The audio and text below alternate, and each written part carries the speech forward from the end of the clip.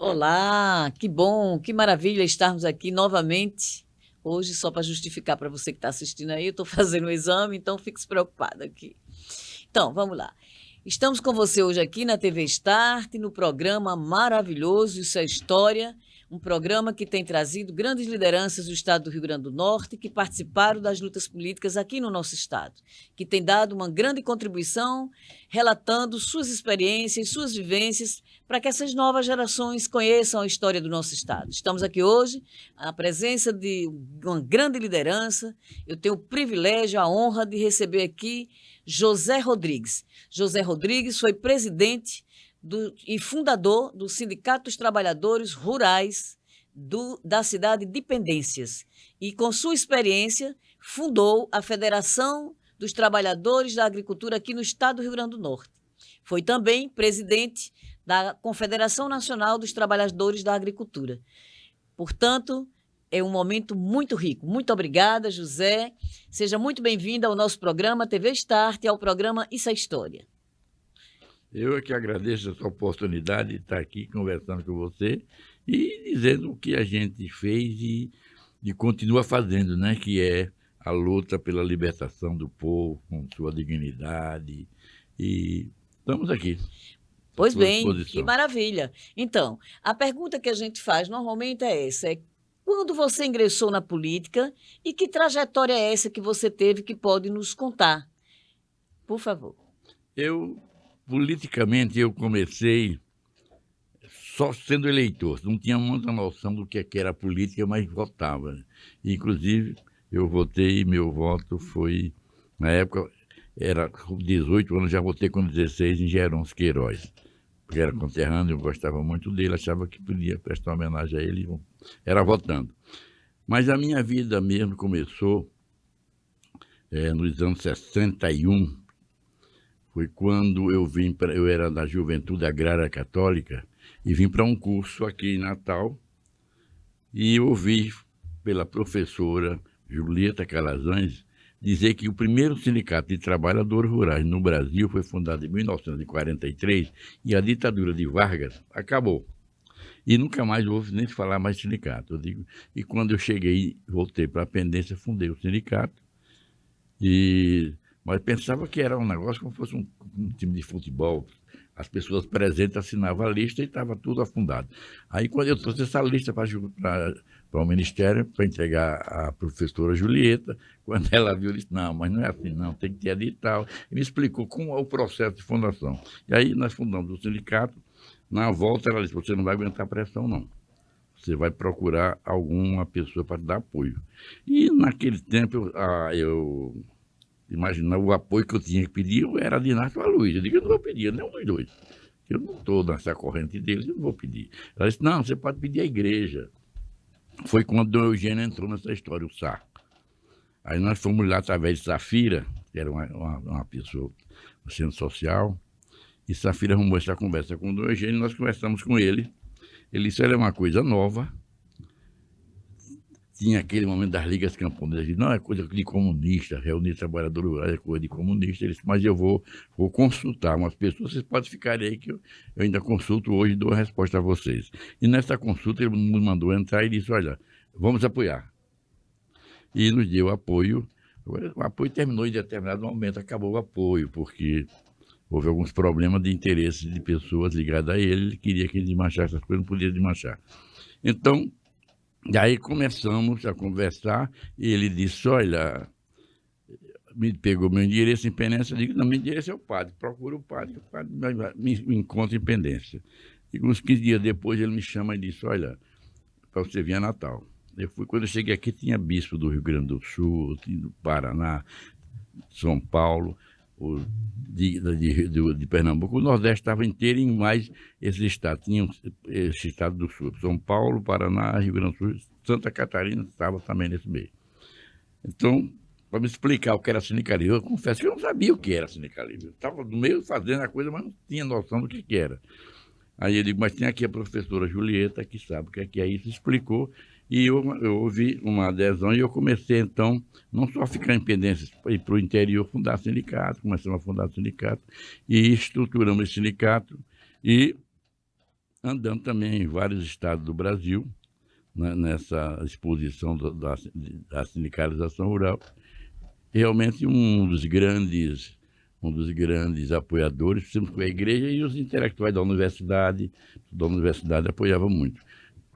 E aí deu a oportunidade da gente criar o sindicalismo rural, estruturar o sindicalismo rural dentro de uma política de reivindicações, mas nós tínhamos uma preocupação desde o início, que não era dar terra a ninguém.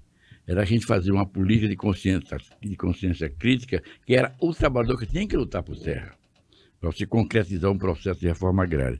Não se faz isso o clientelismo, porque tem que ajudar em troca de alguma vantagem pessoal e política. E isso foi feito. E chegou o momento, Conceição, de que eu sabia rezar, mas não sabia fazer política. E nesse momento eu conversei com um jornalista de Natal, chamado Chaparro, e ele me disse que tinha uma pessoa em São Paulo. Essa pessoa veio e fez o curso para nós, queria 30 dirigentes sindicais. Eu levei 20 do Rio Grande do Norte, foi a Limpe 1, e 5 da Paraíba e 5 de Pernambuco, que estava com o mesmo problema meu aqui. E lá ele nos explicou o que era sindicalismo, como mobilizar e como conduzir a política sindical dentro de um campo político, social e independente e de promoção pessoal de todo mundo juntos ali, numa capacitação política. Mas ele deixou um recado bem forte para nós, dizendo o seguinte: nos parabenizou pelo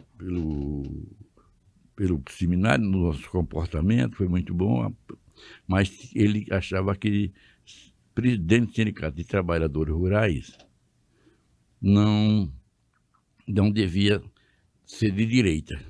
E perguntamos, de que tem que ser o quê, doutor? De esquerda. O que é ser de esquerda? Que ninguém sabia o que era ser de esquerda.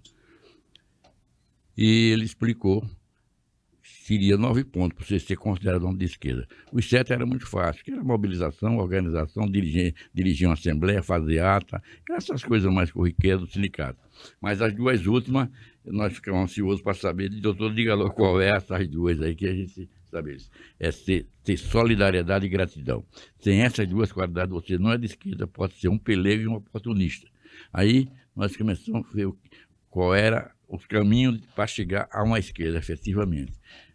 Tornou-se a luta sindical, para mim foi a luta sindical, e de momento a coisa foi tão rápida, a resposta que nós fomos dando, que eu era considerado um comunista perigosíssimo do Rio Grande do Norte por defender a reforma agrária.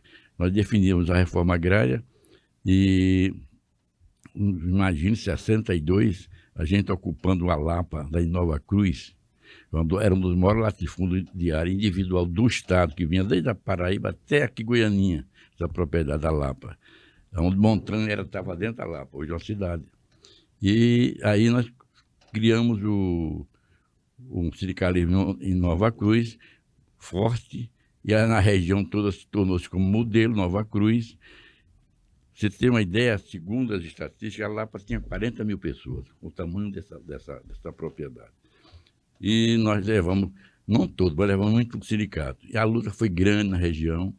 Foi um estado, não só lá, nós começamos a fundar sindicatos em todo o estado, e ter mobilização política, ter muitas lutas. Eu fui fundar o sindicato de Início da Floresta. Cheguei lá, cadê os homens? Estão trabalhando na irrigação do Pium, lá do japonês. Aí nós viemos lá, marcamos para fundar o sindicato no dia seguinte. No dia seguinte, fomos lá, fundamos o sindicato. Digo, onde é que está o japonês? Ele disse, não, o problema é que os japoneses que estão daqui não são trabalhadores rurais, são pescadores, estão na Paraíba. E na sexta-feira vem um, para ficar de vista na semana, e o que veio volta, carregado com verdura e frutas, e esse fica aqui. Eu digo, vamos botar ele para correr. Aí o pessoal decidiu que quem tinha botado, nós mandamos o japonês embora. Você vê, tinha 52 casas naquele tempo, já tinha até televisão nas casas, já tinham.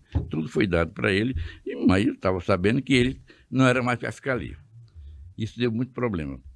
Um dia eu estou em Natal, vem um telefonema para uma passagem na Pané para ir para o Rio de Janeiro. João Pinheiro Neto, presidente da Supra. Aí dizia, presidente João Goulart mandou que você tirasse o povo de Piú imediatamente. Eu digo, não tiro, que eu não botei. Foi você que botou. Botou, não botou. Por que tem que tirar? Porque é um tratado Brasil-Japão. O mesmo nome de brasileiro que está no Japão, o nome que o brasileiro tem aqui. Então você tem que tirar. E eu não tirei, lá se vai a coisa. Um dia eu estou aqui na federação, o governador me chama. Agora eu está o embaixador do Japão lá. Para o senhor tirar o pessoal lá. Eu nunca tirei. E a coisa terminou em 64. Eu preso no 16RI, eu fui o primeiro preso político do Rio Grande do Norte, fui eu. Lá eu recebi Djalma Maranhão, Volpiano, e Volpiano me deu uma grande lição. Ele disse, olha, é a primeira prisão política sua, Zé? Eu digo, é. Ele disse, então você só tem que mentir. E não esqueceu o dia, que hoje é segundo. Dia 2 de abril de 64, foi um dia de segunda-feira. Até hoje eu não me esqueço. Ele disse, você não esquece o dia, porque pode ficar amanhã é terça, amanhã é quarta. E mentir por quê, doutor? Mentir tanto. Disse, na hora que você falar a verdade no inquérito, está entregando o companheiro lá fora. Então tem que mentir. Aí eu comecei a mentir muito lá dentro, eles nunca ameaçavam lá. Nessa mesma noite, eu passei uma noite dentro de um tanque d'água, desde as 8 da noite até 4 da manhã, e foi me tirar, quase todo duro, sem poder nem andar. E muita repressão, muita coisa aconteceu nessa prisão, mas um domingo de meio-dia, me botam num caminhão lonado e me levam. Para onde é que eu vou? Quando tiraram do caminhão, eu vi que estava em Pium. E lá em Pium, quando eu cheguei lá, os soldados tirando o pessoal das casas, já tinha muito mais gente que quando a gente colocou, e um coronel falando, explicando por que o golpe de Estado, que era para salvar as famílias dos comunistas. E aí importava para mim, por isso daqui também. E a conversa começou, e lá se vai. Quando terminou, ele parou e assim olhou para a roda, e assim ele viu o cidadão mais velho, seu João, que era o meu companheiro lá. Aí ele perguntou, não foi esse comunista safado que trouxe vocês para cá? Aí o seu João olhou assim, disse, coronel, a bem da verdade, eu nunca vi esse homem aqui. Olhe bem, hoje talvez isso não acontecesse. Viu? Mas aí eles esculhambam o seu João também, o seu João era igual a mim, o velho safado, tem vergonha comunista. E Pium, foi isso aí. Fundamos também o sindicato, ia fundar o sindicato de touros e passava por Punaú. Eu digo, mas aqui tem uma terra tão boa e desocupada. Aí levei 4 caminhões de gente. Nós conseguimos fazer Punaú, hoje é uma cidade, praticamente uma cidade, lá. A federação, como presidente da federação, tinha um gari aqui em Natal, que ele trazia, arranjava material de dia e levava lá para a federação, que eu guardava. E à noite a gente ia lá para o hospital das clínicas, né? O Onofre Lopes aqui. Nós íamos para ali, tinha uma rampa, e nós descíamos o material pela rampa e construíamos um barraco. De manhã, de Djalma Maranhão estava abaixo. Isso aconteceu sequentemente. Um dia, Moacir de Góes, que era secretário de Educação de Djalma, me telefona à tarde. O prefeito quer falar com você. Quem conheceu o Djalma viu que Djalma era um homem bruto daquele, não só o tamanho, mas ele era a diferença de nome, de Luiz para ele. Luiz não era muito educado, ele não, era no chute. E quando eu cheguei já foi me esculhambando, que eu estava querendo botar a população contra ele, que aquela área era uma área reservada para turismo e não era para esse tipo de atividade. E lá eu digo, mas prefeito, eu posso falar? Eles vai dizer o quê? Eu digo, vou dizer que as pessoas que nós estamos levando para Brasília Teimosa, Brasília Teimosa, é os que são expulsos do campo. Ele disse, por que você não me avisou isso antes, rapaz? No outro dia, a barraca começou em pé, e quem financiava, quando tinha alguma coisa maior para levar, que nós não tínhamos dinheiro para pagar, quem financiava era um homem que a família mais de direita da Paraíba, que era o Dom Ribeiro Coutinho. O Dom era quem financiava isso aí. Tanto é que no almoço, no primeiro almoço lá de Brasília Teimosa, debaixo do barraco lá, o Odilon estava no meio, né? Estava o Odilon, estava o Djalma, estava o pessoal todo lá. Então nós tivemos uma luta muito grande aqui no Estado e não pude ficar no Estado, depois de 64. Não foi uma fugida. O capelão do Exército, do 16RI, que fui preso lá, se eu tivesse sido preso no RIO, eu não estava conversando aqui. Quem era o capelão? Hein? Era um padre Eimar, parece que era padre Eimar. não. Aí me disse, olha, tem uma lei aí, que ninguém sabe como é que é essa lei, que depois de determinado tempo, isso já estava aqui, eu fui preso em abril, acho que era mais setembro, por aí, outubro. Tem uma lei que depois de tanto tempo, eles soltam. Digo, você solta, você vai, mas você prende você na calçada. Você passou do portão, mas estava solto. Então ele pega você de novo. E eu, como é que eu vou fazer? Vou sair, vou ser preso de novo? Ele disse, não, vai ter um esquema para você e você tem um clube chamado América lá na frente, bem do portão na frente. Você, se próximo do portão, você corra e lá tem um carro para pegar. O nome dessa pessoa que estava lá para me dar apoio chama Jurandir Navarro. Jurandir Navarro. Me levamos lá para um bairro lá da Zona Norte, lá esqueci agora o nome, fomos para lá. À noite, me tiraram de lá para a casa de Tereza Aranha, que morava perto de CCRI. Quando foi à meia-noite, me levaram para Recife. Aí fui para Recife e aí minha história mudou. Recife fui para o Rio, não pude ficar no Rio, fui para São Paulo, não pude ficar em São Paulo. Morei em vários lugares, mas São Paulo, mas teve que, no final de 65, 60, no final menos, foi 65, foi 65, foi. Foi no início, abril, por aí, 65, foi decidido que eu não podia mais ficar no Brasil. Aí, a única que deu mais, por incrível que parecia, tinha um general comandando lá, mas que deu oportunidade imediata de sair, foi que a anistia entrou em jogo, anistia internacional, me convocaram, eu fui para Lima, no Peru. Quando eu cheguei em Lima, só tinha Abelardo Jurema, que foi ministro de Jango, que foi exilado lá, era o primeiro, o único que tinha lá, e depois chegou eu, chegou o segundo. Mas quando eu desci no aeroporto, para sair do aeroporto, pisei no asfalto de Lima, eu disse, será que mamãe ainda vai me ver? Viu? E fui embora, com 20 e poucos anos de idade. 15 dias depois, fui chamado para uma reunião da anistia na casa de Abelardo Jurema. Já tinha uns 15 lá. Eles têm que sair todo mundo hoje à noite de Lima, aqui do Peru, porque Eduardo, o ditador peruano, vai devolver vocês todos para o Brasil. E Eduardo Frei foi eleito presidente do Chile, está dando toda a cobertura de lado brasileiro. E vocês vão para lá. E à noite nós fomos para o Chile e ficamos lá.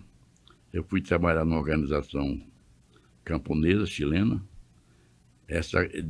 Fui para um congresso no Panamá. E nesse congresso eu fui eleito. Me deu a oportunidade de conhecer a América Central, viajar a vários países. Só não pude entrar, foi nos Estados Unidos, na Alemanha e na República Dominicana. Foi uma luta para mim entrar, porque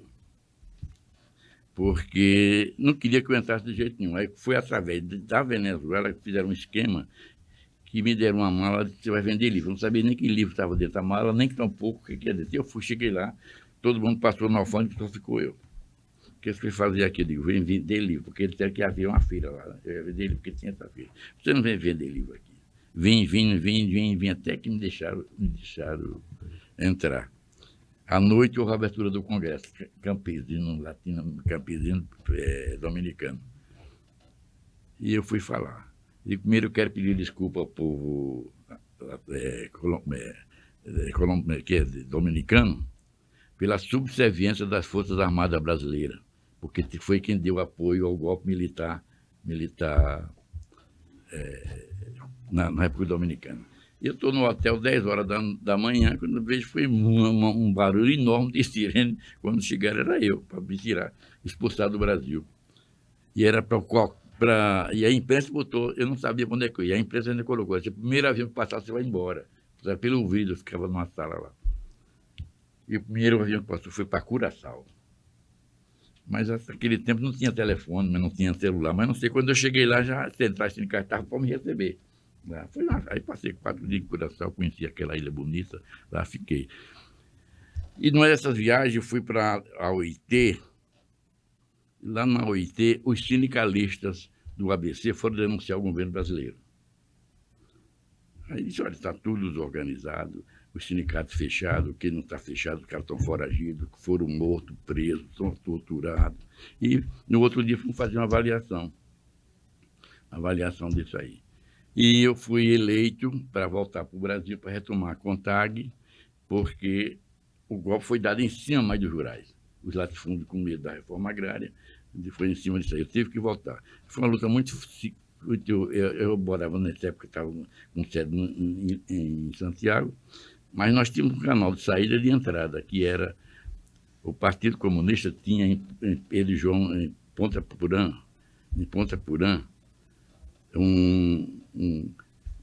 Pedro João Cavalheiro, Peru, né, Paraguai e Brasil, era a linha férrea que decidia. Você estava no meio, você era Paraguai e outro era Brasil. E mandaram um engenheiro para lá, com muita bicicleta, para alugar e para consertar. Mas o engenheiro era para dar apoio à entrada e saída, que ficou um canal de entrada e saída para o Chile, era por ali. Aí eu já tinha passagem, quando chegasse, a minha passagem estava comprada, eu viajei à noite e vim para o Rio de Janeiro. Aí começou. Para mim foi um dos piores momentos da minha vida, foi a clandestinidade. A incerteza de tudo isso aí. E o pior de tudo é o seguinte, eu não sabia nada de meu pai, nem de minha mãe, não sabia de nada, eu estava fora. Fui saber bem depois. Aí, quando eu voltei, foi que minha mãe me contou direito.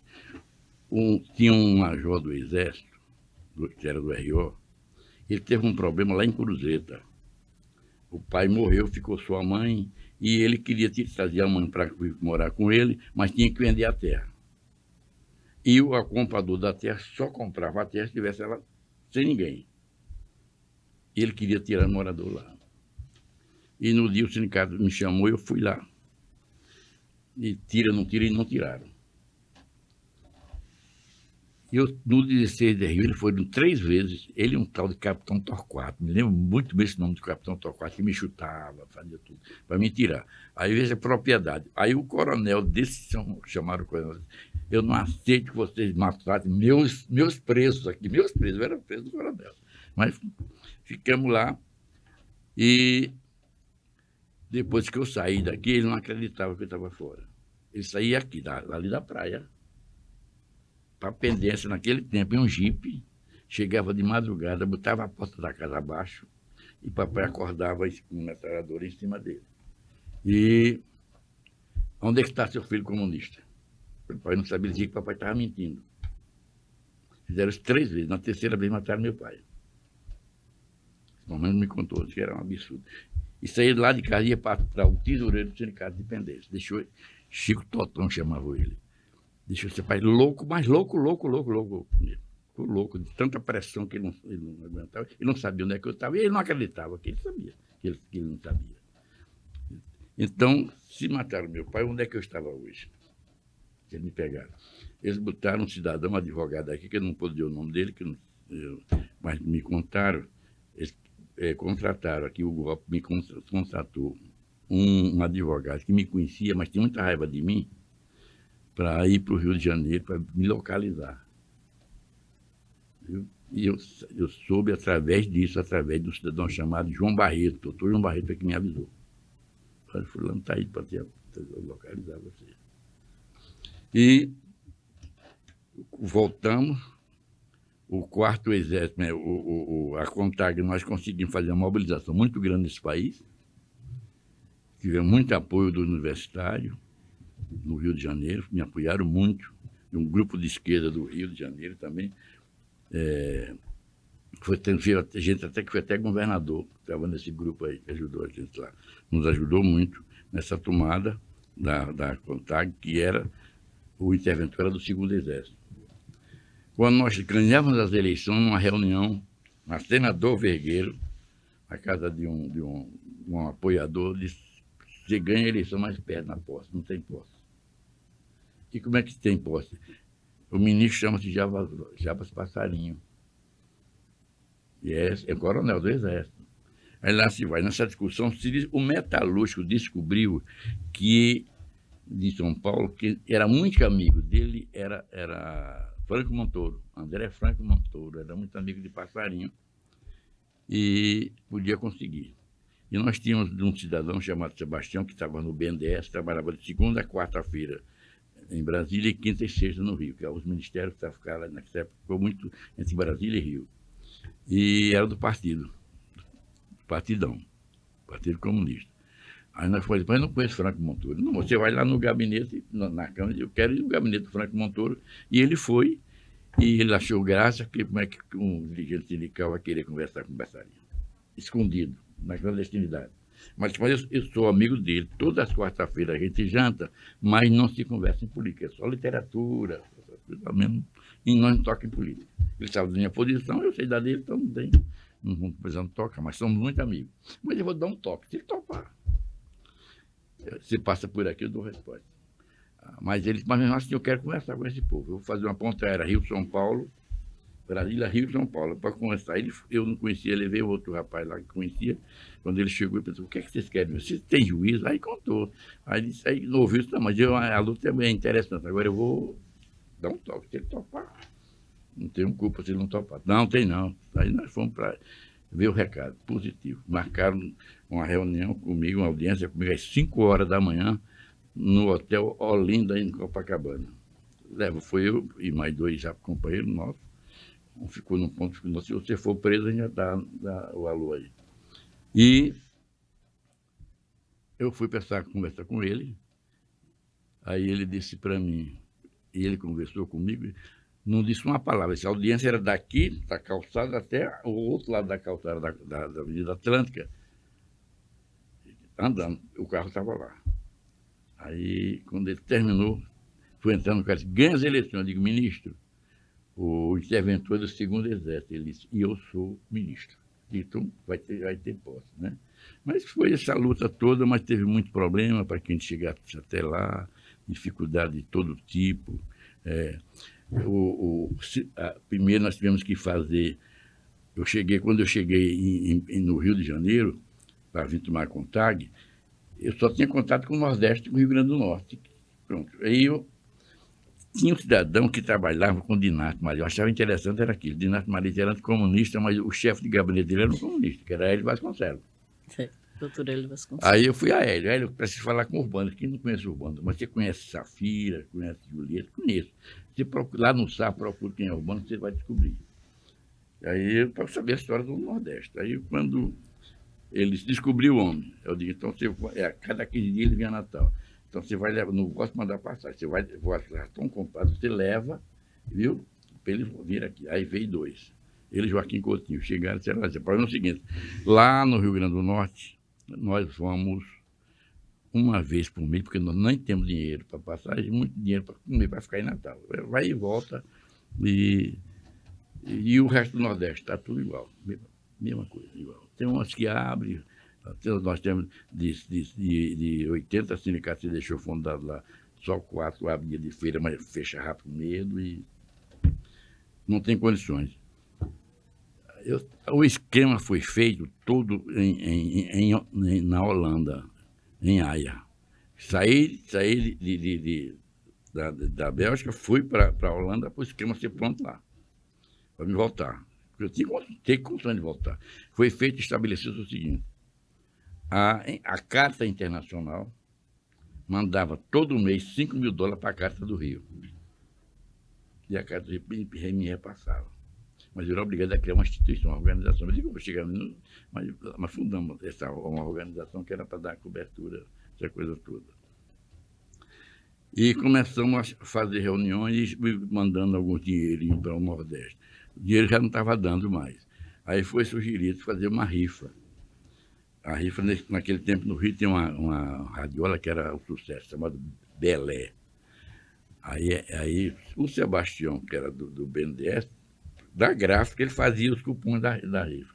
E nós distribuímos. Interessante, quem mais vendia rifa eram os universitários acadêmicos, lá do Fundão. Vendia rifa, e nunca compramos nenhuma radiola. Se o cara de Niterói perguntava, como é que tirou? Meu nome já era Ricardo Silva, né?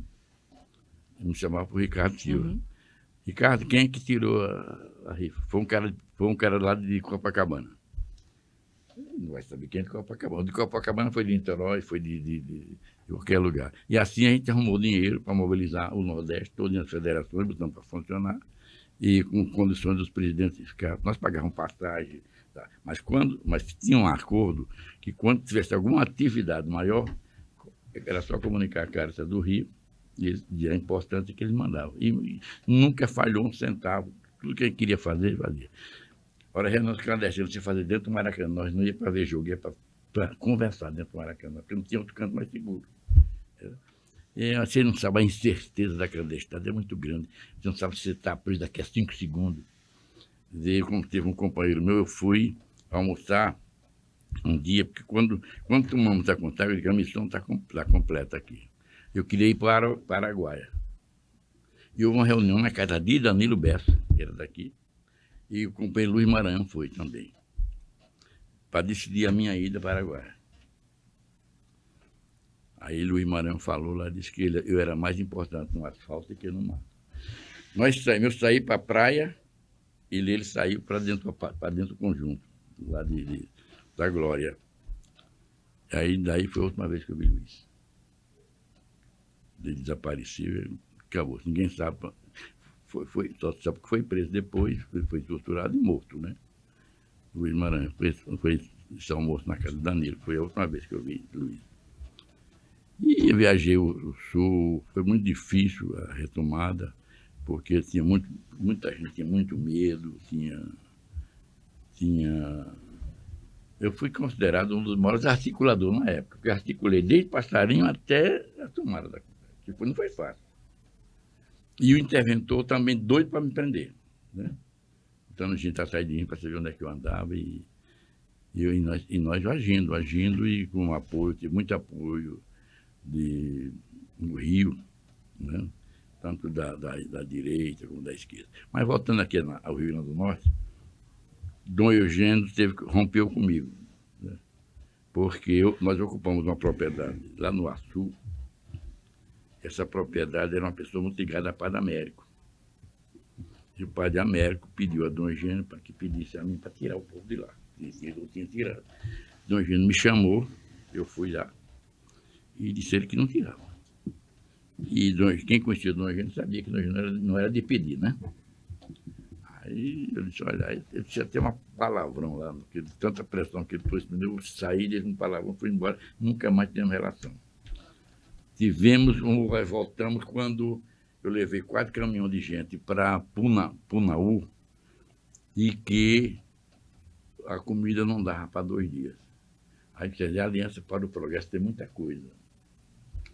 Era Felipe Camarão. Aí eu fui lá com ele, falei com ele. Então, você faz o seguinte, você vai lá na Felipe Camarão, lá no depósito, e tira o que precisar. Eu saí de lá nadinha. Tinha uma pessoa que nos apoiava aqui, que aquele tempo era Natania, o Geraldo Melo, que era secretário, apoiava o sindicato aqui, Odilon, e o secretário da Agricultura, que era... Bom, aí disse, quando eu fui pedir um caminho para levar na cabeça, eu só tenho um cartão bom, se quiser levar, tá, claro. Aí fomos para lá, Conceição, aqueles queijos amarelos, bonitos, os queijos depois tornou-se até de cuia para o povo comer. E quando, no outro dia, eu soube que o Dom Eugênio não gostou, porque eu levei tudo, quase tudo que tinha lá, viu? Lá para Punaú. Mas mesmo assim, aí quando eu fui embora, não tinha que ficar, ele se apossou, né? A igreja, o Sá, foi para dentro do Punaú e ajudou muito o crescimento daquilo ali lá. Então, até hoje já conheci, até hoje tive uma reunião com o pessoal de Punaú. Hoje.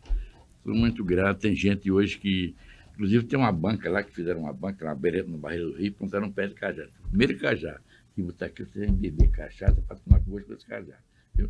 Que inclusive, esse pessoal... O pessoal hoje tem uma família que eu acho interessante. Primeiro foi Vavá. Vavá não gostava de vaquejada nem de muita farra. Os 2 irmãos eram de vaquejada e farra. Vavá ficou rico. Ele foi comprando 40 hectares. 40 hectares. Hoje ele tem em torno de quase 700 hectares de coqueiro, viu? Mas continua aquela minha pessoa, não mudou em nada, viu? E os irmãos agora já começaram a tomar, era só cachaça aí. Eu levei o pai dele para lá. Cheguei outro dia lá, fiquei muito contente quando chegou. Zé Rodrigues, você sabe qual foi o dia que nós viemos para cá, que vocês todos digam, não foi na primeira quinzena de maio de 63. Nós chegamos aqui.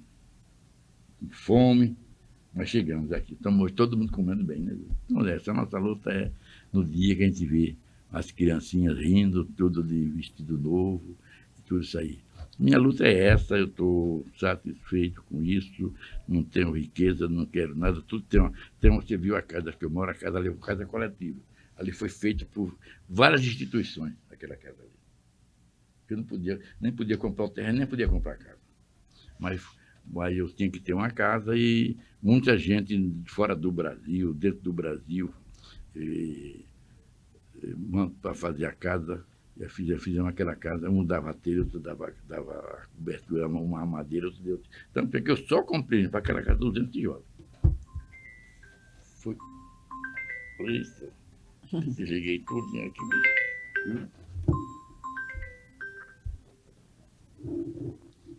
E o telefone aqui chamando para dar recado. Aqui que eu ajudo. Viu? E eu me considero uma pessoa feliz. Agora, eu tenho muita preocupação, que hoje eu estou com um dos coordenadores da ASA Potiguar. A ASA é uma instituição que trabalha no semiárido, com tecnologia, com cisternas, com barragens subterrâneas, quintais produtivos, pela água. E eu já fui em 2 reuniões da ANA. Nessas 2 reuniões eu disse o seguinte: muito tempo, discursos lindos, bem estruturados, acadêmicos, faz muito bem. Eu digo, mas enquanto a gente não falar no homem, não vai ter essa militância do meio ambiente. O meio ambiente está lá. Nós temos que dar uma consciência crítica do homem, porque ele tem que defender o ambiente. Mas não é esse discurso aqui, não. Agora, para você manter esse homem lá no meio, nós temos que ter água. Semiárido sem água não tem vida. E o coordenador, que era o doutor Alexandre, disse, de proposta, posso dar pelo meu estado? Eu disse, claro que pode dar. Eu digo, nós temos uma barragem chamada Armando Ribeiro, no Rio Grande do Norte, que foi construída por 2 motivos. Primeiro, conter as enchentes do Vale do Açu, e segundo, levar água para a agricultura familiar. O primeiro resolveu, não houve mais enchentes, mas nunca chegou uma gota d'água. Se fizesse um canal que levasse a água para a área central do estado, que é semiárido total, e eu estive na universidade e num debate lá, uma professora disse que as mesmas águas que saem da barragem Armando Ribeiro são as mesmas águas cinzas que no Rio Proteger. Uma diferença, uma era para a agricultura familiar e outra para matar a vida marinha. E eu citei esse exemplo lá, se a gente fizesse um tratamento dessa água e levasse para o Mato Grande, você resolveria muito problema. Aí uma senhora, uma médica da Fiocruz, estava na reunião, me perguntou, qual é a tua idade mesmo, Zé? Eu disse, doutora, militante social não tem idade, tem vida. Enquanto tiver vida, eu estou aqui. Apurrindo da senhora, a pessoa deve estar incomodada. Eu disse, não, você tem que ter noção do quanto bombeamento vai ter. A distância, eu digo, dá um torno de 400 quilômetros dividido nas 2 regiões. Tá vendo? Não dá para bombear, é muito caro. Isso não tem como, ninguém financia isso. Eu digo, doutor, eu tenho alternativa, se quiser fazer, faz. Agora, não quer, não faz. Uma senhora não quer. Agora, o que é caro? Do ponto de vista social. Uma família lá do semiárido, ela, a mulher, o marido, a mulher, um filho e uma filha, para a sua família só de 4 pessoas. Está no semiárido. Os bichinhos morrendo porque não tem água para beber, eles não têm mais nada para comer, e vão para onde? Só pensa em ir para a cidade grande, né? Vamos dizer que foram para Natal. Chega em Natal sem qualificação profissional. Nem o pai, nem a mãe, nem o filho. Mas tem empresa que quer, assim. Tem gente que não tem classificação, que é a prostituição e o tráfico. Quando você destrói uma família, o que é caro aí, doutora? Né? Mas, e essa luta, eu estou em tudo que é lado, eu estou falando, e disse agora, pessoal, senhora, gente, nós estamos aqui, na reunião que eu tive, a pessoa ficou meio desconfiada. Nós estamos aqui, só estamos conversando aqui nessa reunião, houve uma mudança política. Se não tivesse a vida política, nós poderíamos estar no cárcere ou morto. O que é que nós estamos fazendo para permanecer essa mudança? A luta hoje é essa. É uma presença a vida, você tem que viver. Agora, você reconstruir essa coisa, Conceição, é muito complicado. Você vinha até contando, né, um pouco assim, todo esse período aí veio o golpe, né, e a resistência. E nesse processo ali, depois de 79, com a anistia, a redemocratização, como é que foi um pouco aquelas lutas? Aí comecei o seguinte, a gente trabalhar em organizações, em ONG, e trabalhando alguma coisa, ver se faz alguma coisa de proveito. Eu fui, em vez de ir para Araguaia, mandaram eu para o norte de Goiás, uma cidade pobre, pobre de maré-maré, viu? Tinha uma área de gente muito rica, que era produtor de gado, criadores de gado, e hoje é soja, era tudo aquilo ali, mas era dividido. Aí tinha, inclusive, um dos pobres vivia onde eu fui morar, chamava Bem Bom. Eu que tenho nada de bom, mas era chamado Bem Bom. E lá eu comecei a trabalhar. Tinha uma propriedade grande que era do Estado, e essa propriedade do Estado se via que os donos de gado vai embarcar gado para vender amanhã. Eles passavam uma semana nessa fazenda, para não perder peso, e eu chamei o pessoal de Bem Bom e digo, vamos ocupar aquela propriedade. Eles não dá certo, não, daqui vamos matar. Eles dizem, se matar, não estamos quase mortos aqui, o que a diferença faz? A gente morrer pacificamente, morrer lutando, né? Eles topavam e fomos para lá. E ocupamos essa propriedade. E no outro dia tinha mais de 12 aviões pequenos lá. E interessante, as pessoas que vieram para tirar o povo de lá era Aldo Arantes e Aldo Azevedo. Como o Aldo Arantes foi um militante da UNE, né? Era para tirar o povo. Eles me chamaram, não, fazer um discurso pesado contra vocês. Para poder agradar, o latifúndio está tudo aqui, olha. Querendo quem tira vocês aqui, o dono de gado, tudo aí. Mas não tem nada de verdade, tá? Você aguenta. Tá bom. Aí fizeram lá discurso que ia tirar, mas foram embora, não tirou ninguém. E até hoje eles estão lá. Estão lá. A cidade hoje. Porque essas lutas findaram culminando com o processo constituinte. E muitas das conquistas da Constituição é fruto dessas lutas que vocês travaram com os sindicatos. Não, eu acredito hoje o seguinte, a grande diferença. O que a direita soube copiar tudo da esquerda. Mobilizar, fazer grandes mobilizações, destruir. Nós queríamos construir uma vida social digna. Eles começaram a destruir tudo isso aí. Aprendeu como mobilizar. E o pior de tudo, aprendeu como nos separar, viu? Criar um isolamento, e nós tornamos egoístas, imediatistas, que queremos amanhã, e não importa que o amanhã meu sendo vencido, se o seu vai ser derrotado. Não importa isso. Importa a minha vida. O individualismo acabou com o coletivo, as lutas coletivas, e não existe mais essa luta coletiva. Hoje no Brasil não existe a luta coletiva. Nós sofremos muito por causa disso, porque se você está numa reunião, numa reunião de 10 pessoas, tem 3 tendências, ou 4 tendências.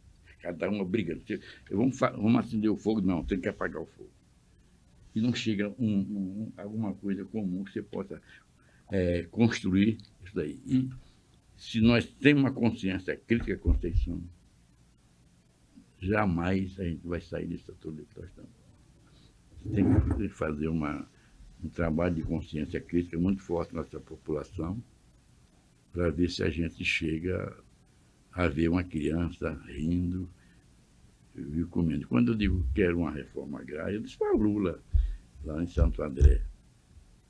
Nós estamos esperando os 30 anos da CUT, e fomos para uma sala, estava muito frio lá. E estava rolando uma cachaçinha e conversa. Aí um rapaz chamado Jaci Afonso disse, Lula, vamos conversar sobre os seus 2 governos. Ele disse, é ótimo. Conversa com você, Zé, que é nordestino. Eu digo, Lula, a gente pode falar, não pode? Claro que está aqui para falar.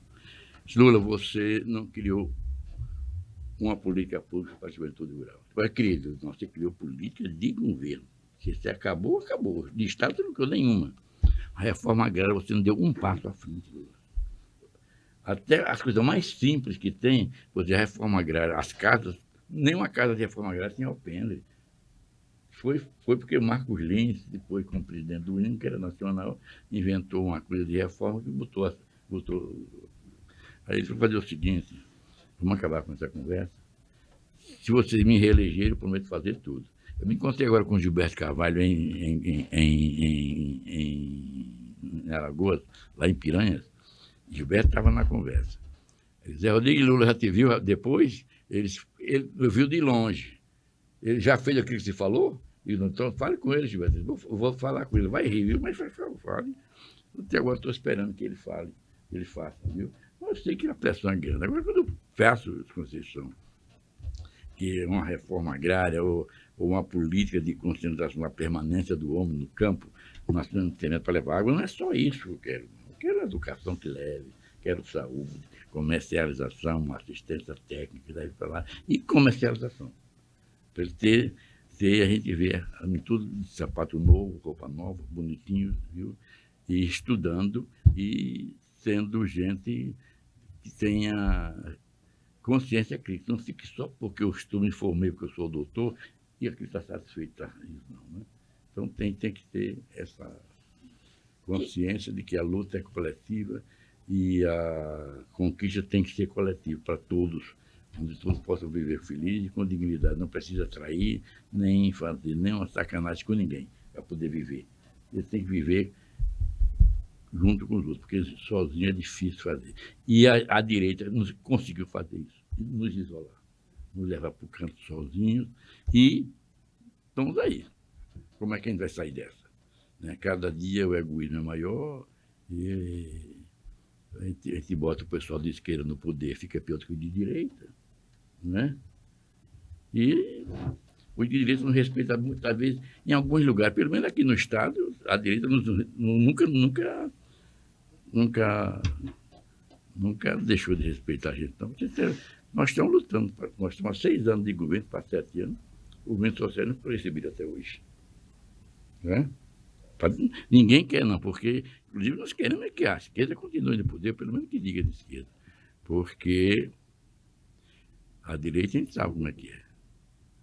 Não querem, quando fala porque houve uma mudança, se a gente não continuar, com toda a diferença política que se tem, porque deve ter, a democracia nos ensina isso, né? Para melhorar o nosso comportamento, tem que ter alguma divergência. Se não tiver, o negócio fica pior. Mas é necessário que a gente bote a cabeça em cima do pescoço para saber o que é que nós queremos mesmo. Né? Se quiser só para mim, a gente tem emprego, vai viver bem, outro vive como quer. Eu, pelo menos, eu vivo 24 horas no mundo, lutando e dizendo ao povo o que é que tem que fazer. Uns não acreditam, mas não dá mais não. O tempo é outro, mas você também é outra pessoa. Mas você não nasceu essa outra pessoa, né? Você nasceu uma pessoa. Claro. Mas é assim. Que conquistas você atribui na Constituição de 88, né, que é fruto desses movimentos que você acabou de relatar, né? Porque os trabalhadores rurais, até a Constituição, não tinham direitos, né? Não tinha direito à aposentadoria, não tinha direito a nada. Não, a Constituição de 88 foi fruto de luta coletiva. Aquelas marchas de 100 mil, participei daquilo ativamente, aquilo ali, participei de muitas organizações e de muitos movimentos. O ABC participou, dizendo que tinha chegado para outro tipo de comportamento político do país, e aí a necessidade disso aqui.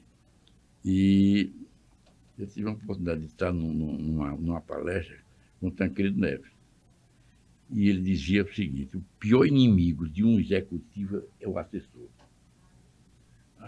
Por que o assessor? Nunca vai mal. O governo nunca vai mal. Porque o assessor está bem. Então nós temos que... É isso que vocês estão dizendo para nós. Essa é a verdade que vocês estão dizendo para nós. Nós temos que acreditar de que se não for por aí, não vai ter democracia, não vai ter continuidade. O Ulisses Guimarães também foi muito importante nisso aí, foi tudo. E essa luta da Constituição. Você vê o seguinte, todo mundo vai por interesse. Desde a luta inicial da reforma agrária, os trabalhadores foi para não pagar meia a ninguém e ter seu pedaço de terra. Mas queriam também no futuro alguma segurança, que era a aposentadoria. E nós fundamos em 62, nós já tínhamos a PTA, que era o Instituto da Aposentadoria dos Trabalhadores na Agricultura. Naquele tempo da EPI, a PT, a PTEC, né? Cada categoria tinha o seu. Nós já tínhamos isso aí. Já estávamos lutando pela aposentadoria do homem do campo. Mas isso veio o golpe, acabou. E só em 88 que começou, 89, começou a discussão sobre a aposentadoria rural. Eu me lembro que lá em Brasília, quando saiu, era 50% do salário mínimo para o trabalhador rural. Aí o Zé Rodrigo, essa luta valeu a pena, ele vai valer quando a mulher se aposentar também. Nós vamos chegar até lá. Nós não temos nem direito, nós somos meio homem. Eu digo, não, mas nós vamos estar para terra, vamos chegar. Chegou, completou, e a mulher entrou, não é? A mulher entrou. Mas o que acontece? Os próprios processos burocráticos, que foi criado pela direita, começam a dizer o seguinte, que onde tem dois aposentados, já cria um peso muito grande financeiro para o país. Eles não têm coragem de dizer que estão querendo acabar, não têm coragem de acabar. Mas já quero saber o seguinte, se daqui para frente não vai ter mais 2 aposentados em casa. Que estão ganhando muito, olha, 2 salários, estão ganhando muito, viu? Aí ganha. Se você levar em consideração o aposentado, que é de 60, está com 70, 80 anos, ele gasta mais de 60% só em remédio. E não tem um só aposentado nesse país rural, período rural, que não consegue nada. Os bancos vão em cima deles, porque tem dinheiro no banco, eles vão querer tirar dinheiro para emprestar dinheiro para eles ficarem devendo o banco e ficar pagando. Então, e acha que está tudo resolvido. E o pior de tudo que essa conquista já não foi com uma consciência lutadora por ele. Já foi o movimento social que levaram a esse momento a aposentadoria. Mas o trabalhador não foi para a rua, eu quero essa, eu quero, e assim não foi. De 80 também nós começamos a perder. E depois houve um desmonte que todos nós de movimentos sociais achávamos que o nosso governo não resolveu o problema. Quem vai resolver o problema? O governo resolve. E os governos passaram não resolveram. Agora, nós estamos aí numa situação que é triste. Olha, você chega... Sexta-feira, eu tive uma reunião com as mulheres que trabalham no artesanato de pescado, lá em Caraú, São Rafael. Elas estavam paradas há muito tempo. Primeiro, porque trabalhavam, mas a energia levava todo o dinheiro delas. E o que acontece? Nós conseguimos uma mobilização aqui em Natal, levamos uma quantia para elas para começar a produzir. Já estão produzindo. Teve outro problema, já foi no município de Macau, uma experiência que a gente fez, que Bolsa Família não resolve o problema de ninguém. Vamos fazer uma irrigação. Fizemos uma irrigação com 20 hectares, com 10 cidadãos. Eles plantaram melancia, feijão, milho, e vendiam milho, vendiam silagem, vendiam tudo. Quando terminava, ele dizia, não tem lucro, porque o adubo come tudo. Mas continuaram. Aí 8 desistiu. Ele disse que eu trabalhava só para adubo, né? Aí estão trabalhando de empresas de irrigações aí. Mas tem 2 que continuam, estão lá continuando. Bosco e Arthur estão lá na luta ainda, continuando. Mas nós vamos voltar para lá e começar com pessoas. Eles estão tudo lá. Agora, para você fazer uma política governamental que possa ajudar esse povo a produzir e permanecer lá, é difícil. Tudo é muito caro para o pobre. Eu disse para o doutor, tudo para pobre é muito caro. E o barato nunca prestou. Se prestasse, não estávamos aqui discutindo essas coisas, né? Tem conquistas também que elas não parecem ser dos trabalhadores rurais, mas é de toda a população, por exemplo, como o SUS. O SUS é uma das maiores, se não a maior conquista do trabalhador brasileiro. Eu lembro, né, que quando comecei a trabalhar com carteira assinada aos 17 anos de idade, a felicidade que a minha mãe tinha em saber que a partir do momento de ter a carteira assinada você tinha seguridade, né? E hoje qualquer cidadão ele tem não só e fruto da Constituição de 88, né? Ele tem direito ao SUS, e o SUS é algo muito mais complexo do que a ida para um hospital, né? É o atendimento de prevenção, é o remédio, é a vacina, enfim. Essa é uma grande conquista que é fruto dessas lutas que você relatava, né? Dos trabalhadores, dos Eu sindicatos. não tenho dúvida que, para mim, uma das maiores conquistas sociais desse país foi o SUS.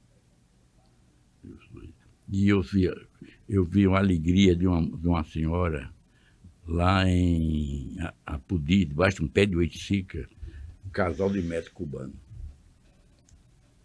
E atendendo eles lá. E ela começando a rir. Eu digo, tá rindo, como é que é?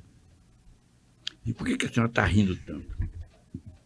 Eu disse, Zé Rodrigues, aqui já estava do ponto de vista, para mim, pedir uma consulta, eu pedia pelo correio. O mestre lá de Apodi nem olhava para nós, nem no SUS, nem olhava para nós. Nós dizemos, você só está aqui porque foi nós que fizemos isso. Mas nós não dizia isso a ele. Quando terminava, ele dizia, está aqui. Nem olhava para mim, ele nunca olhava. Aqui não, tudo rindo para mim, a gente torna-se gente. Mas o SUS tem que voltar a ser isso, viu? Ele foi criado para você, para tudo. Agora, sabe por que não cria? Porque vocês ficam aqui com medo do médico, com medo do diretor, acha que é favor que está fazendo a vocês. Não é, foi conquista sua. É isso aí que essa coisa passou e não houve uma continuação, houve um desmonte de consciência crítica dos movimentos sociais. Porque essa consciência existiu no início, que é do povo, é para o povo isso aqui. Mas vai saindo os dirigentes e vão enfrentando os outros que não têm noção da luta passada. Hoje, o grande problema é o seguinte, você faz essa pergunta, por que a coisa está assim? O dirigente sindicato, a juventude entra no sindicato, não sabe o que é sindicato, sabe o que é nada, não tem, luta muito mais por dinheiro do que pela liberdade da pessoa. Não é por dinheiro. Aí eu me garanto o meu mandato mais aqui um pouco com esse dinheiro. E a gente vê que não é o dinheiro que resolve o problema está na consciência crítica, está em cada um de nós. Para ganhar dinheiro você tem que ter uma consciência, porque para que serve aquele dinheiro, né? Porque você com o SUS você não gasta o dinheiro, mas você podia ter gastado, tivesse uma consciência para continuar aquele mesmo tratamento, quer dizer, o tratamento humano. Chega, as ambulâncias chegam, mas quando chega, você vai para onde? E são várias políticas públicas, né, que hoje chegam no trabalhador rural, como, por exemplo, a cisterna, chega a luz, né, chega o botijão de gás, chega a, isso eu nem estou falando das grandes conquistas como a regulamentação da jornada de trabalho, os equipamentos de trabalhos, enfim, foram várias conquistas que essas lutas que vocês travaram, né, que se converteram em legislações. Hoje eu estou participando de um grupo de que essas coisas que a gente leva hoje é para alienar, viu? Porque não é uma luta, é necessária. Olha que eu sou um dos iniciantes desse estado das cisternas, tanto das cisternas de calçadão, da água de consumo humano, já estão nas barragens, viu? Já estão, tudo isso aí, mas foi uma grande conquista essa barragem. Só sabe o que é uma cisterna quem tomou água de cacimba, sabe o que é. E quem carrega água no lombo 2 quilômetros para ter água. É que sabe o valor de uma cisterna dessa. Mas eu lutei muito que a gente devia ter esse sistema com consciência. Tá? Consciência. Agora eu ganhei a parada. Tem que fazer um seminário, uma palestra, coisa, dando consciência para a pessoa até saber como é que foi. Nós tivemos numa universidade, numa época aí, que uma cisterna custa R$6.300 hoje. Há 2 anos atrás para cá também não aumentou, não. Passamos 6 anos sem construir uma cisterna do poder público, nenhuma. 2 do governo, Michel Temer e 4 do governo Bolsonaro. Bolsonaro foi tão debochado que uma cisterna custa R$ 6.300. Ele sai do governo para dizer que deixou alguma coisa para a cisterna, deixou R$ 21.000. 21. O que Lula entrou. Num dia, na semana seguinte, já depositou 500 milhões para nós dessa cisterna. Viu? E a gente não fez nada, não podíamos fazer. Mas tinha doações. Eu estava num debate lá na universidade e não sabia que tinha uma jovem lá que era da Folha de São Paulo. Fala muito sobre cisterna, né? Aí quando eu dei, ela me disse, eu estou com R$ 4.000 aqui. Dá para fazer cisterna? Eu digo, não dá mais, mano, que dá para a gente completar. Aí foi eleita uma senhora lá de Angico, que ficava a quase 1 quilômetro na cabeça. Na casa de uma cunhada, e no dia que a cunhada estava de mau humor, ela não sabia água nenhuma, lá do açudinho dela. Aí elegeu essa mulher para fazer. Pedindo a cisterna dela. O pessoal da Folha de São Paulo não queria que a gente botasse o nome de ninguém, nós colocamos tudo, sempre ter graça a eles. Aí a mulher chorou, agradeceu a ASA, agradeceu o pessoal do jornal, que é a ASA responsável por esse programa, que é a cicloação do semiárido. Aí eu digo, agora vamos começar aqui. Agora, dona Anitta, como é que a senhora conseguiu essa barragem? Essa cisterna? Eu estou muito grato, foi Deus. Digo, não, quem trouxe essa barragem para a senhora? Ela disse, foi o prefeito. Eu digo, ótimo, foi ele. Nós estamos de eleição, no momento eleitoral. Ela disse, não. Já vê algum político na sua casa perguntar o que a senhora quer? Eu disse, não, por que esse prefeito fez essa barragem? O pessoal não tem consciência do seu valor pessoal, da sua luta pessoal, ele não tem. Isso é que nós temos que resgatar isso. Você estava até falando um pouco, né? Resgatar esse valor dessa luta, nós estamos claro. a capacidade de cada um de lutar. Você estava falando da sua experiência em conversas com Paulo Freire, é isso? Você poderia relatar um pouco como é que foram essas conversas? Eu conheci Paulo Freire, um dia eu estava dizendo o seguinte, o sindicalismo rural crescendo muito, mas sem nenhuma consciência política nenhuma, sem nada, sem consciência nenhuma. Em cima de um alfabetismo muito forte. Lá em Brasília, na casa de Padre Lage, estava presente o presidente Rosa Sampaio. Aí, um dia, chega uma passagem para mim, um convite. Aí, eu fui para Brasília, era o aparelho nosso de escutar, ficar na casa de Padre Lage, que era onde a gente ficava. Aí, o Plínio foi lá, já chegou e cheguei, eu passo aqui para ele apanhar.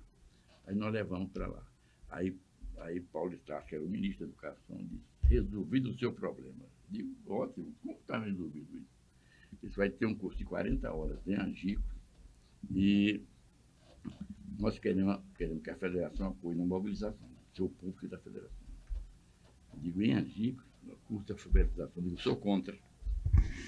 Você é contra? Eu digo, sou. Por quê?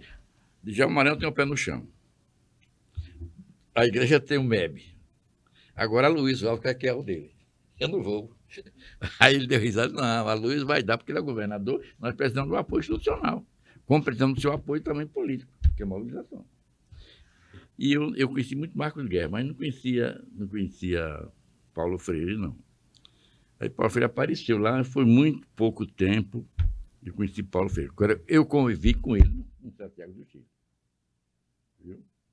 É da pureza, assim, de uma beleza, quem teve a felicidade de conhecer Paulo no dia a dia, na sua convivência, é uma figura. E o Brasil perdeu, o mundo perdeu, viu, com Paulo Freire. Sempre muito. Ele via uma pessoa, para ele, uma pessoa andando, viu, sem olhar para trás, sabe, para frente, assim, e rindo, né? Essa era a imagem que ele fazia, assim, e rindo.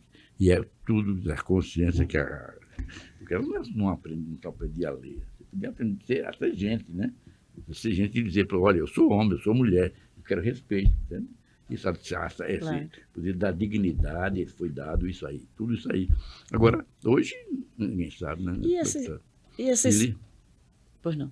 E essa experiência do MEB, você chegou a conviver com algumas dessas experiências? Como era que Conheci demais o MEB, vivi demais, nós fazíamos a escola debaixo de pé de pau. Como era? Fazia tudo. O MEB foi uma escola que tinha de educação à distância, o MEB.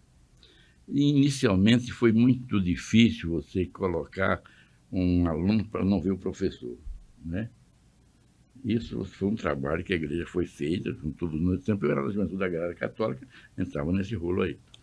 E isso era muito difícil, foi muito difícil, sinceramente, você criar essa ligação entre o rádio e a pessoa. Você está vendo aqui o rádio falar e se você vê o professor. Isso, no início, foi ruim. Depois a coisa foi se desenvolvendo e tornou-se normal. E o MEB foi essa grande escola, foi essa grande... salvou muita gente, hoje é médico, é engenheiro, porque passou pelo MEB, né? Também.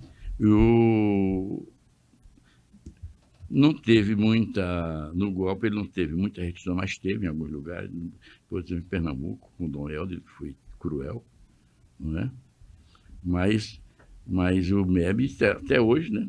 Uhum. Até hoje, está aí provando a sua necessidade, a sua...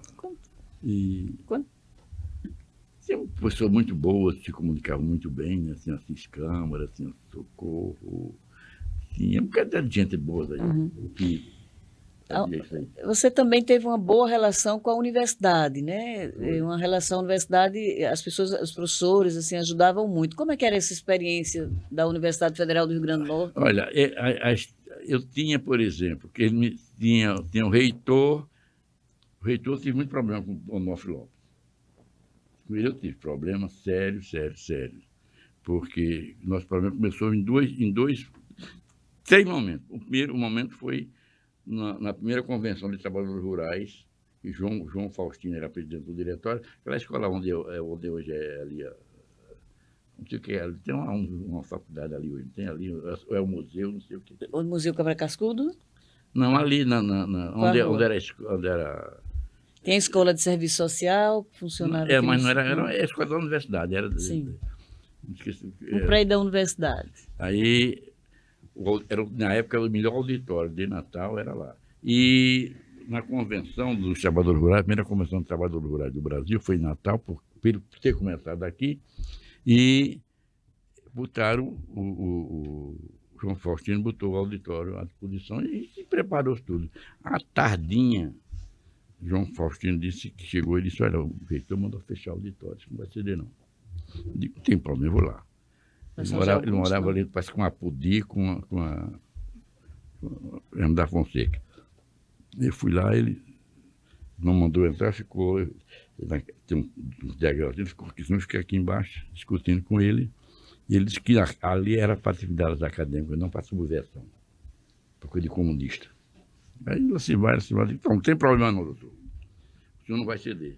Agora, como vai ter muita gente, eu vou levar um caixote, porque o ministro Paulo de Tarso vai vir. Ele está na Bahia e vem para cá. E se ele vem, vem. E ele não veio, né? Mas ele abriu aí, ele estava na mesa, viu? Eu olhava para mim, cadê o ministro? Eu disse, o ministro não vai nem aparecer por aqui.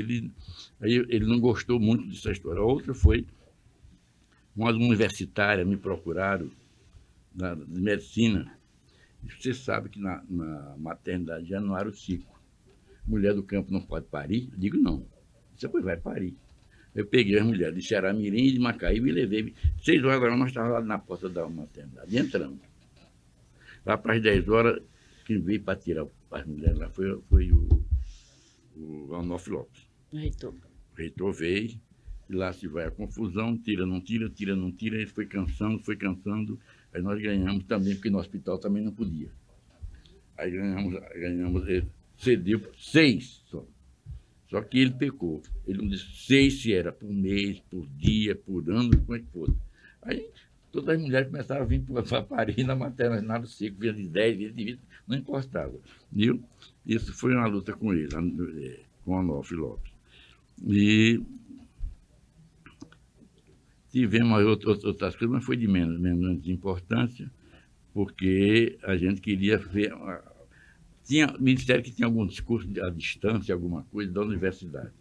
A gente queria ver se pegava algum filho de trabalhador rural para botar mais na parte agrícola, para poder ele ter uma profissão e ficar lá. E porque eu sempre defini o seguinte: não tem filho nenhum, pode ser na cidade, onde é que for, que fique se não vê o pai ganhar dinheiro, se não vê alguma coisa de importante para ele, que possa deixar. Isso não fica. Então, a minha preocupação é se no dia que não tiver mais cabra, não tiver mais vaca, como é que isso não vai ficar lá? Inclusive, vários encontros, né, que vocês fizeram dentro da universidade, já depois de Onofre, naturalmente, já no Não, processo ali de não, porque redemocratização. você Né? tinha, você tinha diretor de faculdade que nos apoiava muito. Exatamente. Tinha um cidadão que esse até foi... Eu fui preso uma vez, nessa convenção, eu fui preso no dia seguinte, porque a convenção se dava no final de semana e a Luiz contratou uma equipe técnica, não sei de onde que foi, para discutir o problema do campo. Isso era no sábado, na sexta-feira, a conclusão, e eles votaram que uma coisa estava resolvida do campo, mas tudo todo. Isso ficou ruim quando as delegações nacionais chegando muita gente do Estado. Aí, quando eu fui falar, eu disse, gente, eu peço às delegações, e essa coisa rodou dentro do pessoal, que a vocês que o Rio Grande do Norte é um circo, que pegou fogo, só escapou o palhaço. E o secretário de Segurança Pública disse que eu tinha chamado o governador de palhaço. Eu disse que ele está chamando é o senhor, não sou eu. Aí foi esse me defendeu várias vezes, aí lá da faculdade para defender. Otto Guerra. Doutor Otto Guerra. Esse me defendia. Esse me defendeu muito. Mas as coisas da universidade, quem tinha para lá, não era na ignorância, não, que a gente achava que estava por cima mesmo do poder da organização, chegava no capítulo, ficava impondo. Eu acho que isso também nos ajudou, essa ignorância, porque viu que a gente tinha poder político, coisa. E assim resolveu muita coisa, outras não, mas nós estamos hoje aqui, eu não vou amanhã, porque amanhã vai ter um grito da terra aqui, e tem uma série de questões já que eu estou contra esse negócio, porque não é por aí o caminho, mas vai ter uma audiência pública. Mas eu estou indo para conversar com o pessoal de cisternas. Nós estamos reunindo uns beneficiários de cisternas para a gente discutir o valor da água, eles têm que saber a valorização da água, mas tem que ser também valor o seguinte, ali não foi dado a ele, porque ele está lá, porque ele precisa. E o que ele vai fazer disso depois? Essa é a grande pergunta que estão fazendo.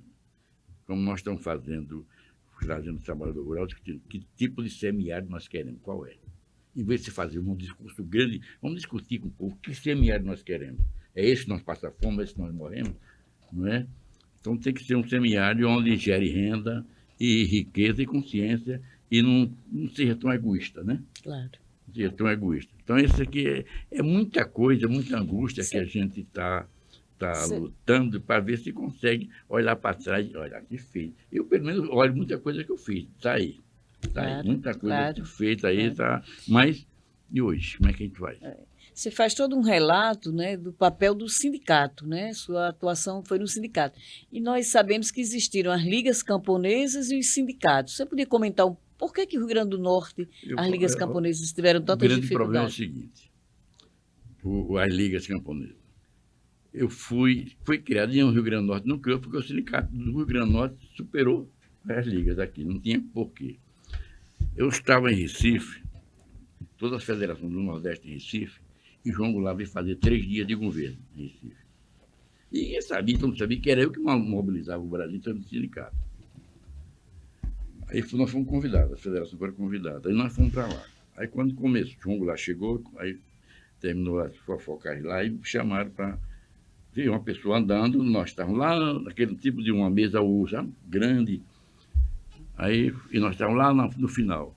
Aí veio um oficial andando, quando chegou em mim, o presidente está lhe convidando para almoçar com você, Miguel, que era Miguel Arraes. Eu não podia nem andar de alegria, porque eu, né? Aí eu fui, ele botaram uma cadeira entre um e outro. Ele disse, Miguel, queremos agradecer a você. Por que, presidente? Porque você tirou numa situação muito difícil. E que nós não podemos apoiar as ligas, porque não é legal, o sindicato não pode. Aí, bom, então muito bem, lá se vai. E criou uma intimidade muito forte com a gente, o sindicato rural. Aí vai acabar as ligas. João Goulart vem para acabar as ligas, sem saber. Eu participei da reunião em João Pessoa até meia-noite para convencer Chico Julião. Chico Julião se convenceu. E João Goulart foi para lá e disse que o trabalhador rural que quisesse benefício do governo fosse para o sindicato. E as ligas se acabavam aí, e se acabou ali.